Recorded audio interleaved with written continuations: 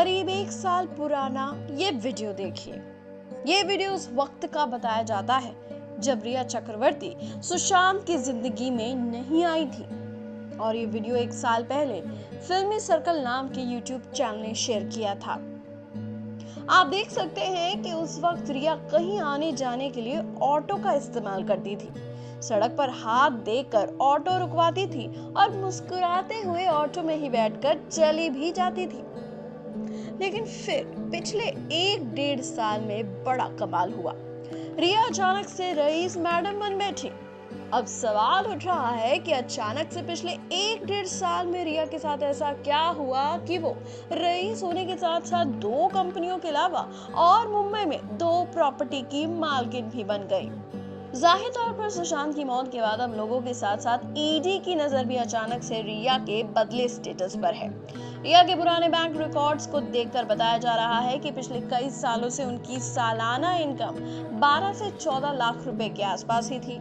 तो अब सवाल उठ रहे हैं कि महीने में सिर्फ लाख सवा लाख रुपए कमाने वाली रिया चक्रवर्ती ने मुंबई में 2 बड़ी प्रॉपर्टी कैसे खरीद ली। सवाल उठ रहे हैं कि ऑटो में घूमने वाली रिया अचानक से लग्जरी कार में कैसे घूमने लगी। जाहिर तौर पर ईडी के साथ रिया की पूछताछ आसान नहीं रहने वाली। रिया की आखिरी फ्लॉप फिल्म जलेबी को भी आए 1.5 साल से ऊपर हो चुका है और रिया के पास कोई बड़ी फिल्म भी नहीं और ना ही आर्ट फिल्म्स के कोई असाइनमेंट। फिर मैडम के पास पैसों की बरसात आखिर हो कहां से रही थी।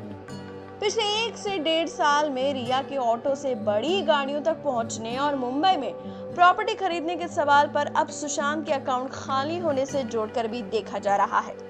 अगर एक बार को ईडी ये तमाम लिंक्स मिल जाते हैं तो फिर समझिए कि रिया के लिए ये मुश्किल बहुत बड़ी है।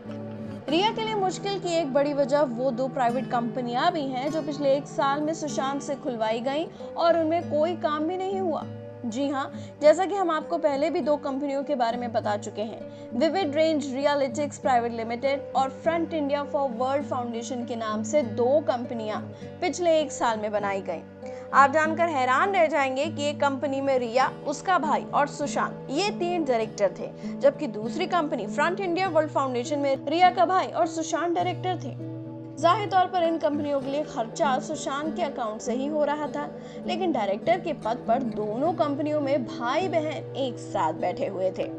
हैरानी की बात यह भी है कि ये दोनों ही कंपनियां पिछले 10 महीने में खोली गई और दोनों ही कंपनियों ने कोई भी प्रोफेशनल एक्टिविटी नहीं की।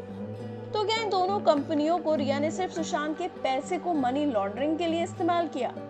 ईडी और सीबीआई की नजर तगड़े तौर पर इन दोनों कंपनियों पर भी है और कंपनियों के ट्रांजैक्शन से अगर रिया पर शिकंजा कसता भी है तो कोई बड़ी हैरानी नहीं होनी चाहिए।